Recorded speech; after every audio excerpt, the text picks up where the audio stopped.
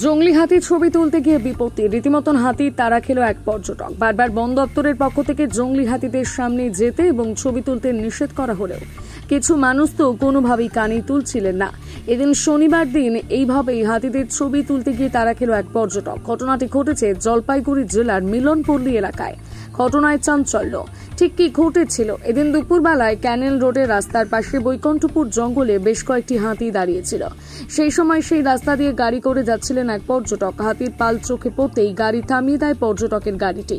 পর্যটক সহ গাড়ির চালক গাড়ি থেকে নেমে কাছ থেকে হাতির ছবি তুলতে যায়, তখনই বিপদ ঘটে।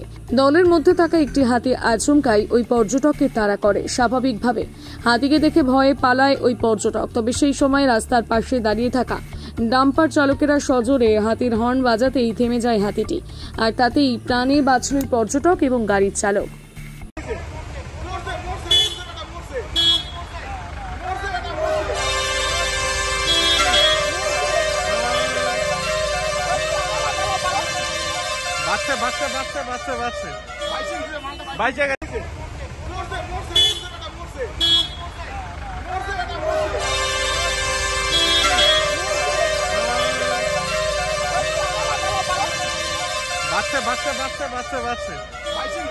বাচ্চা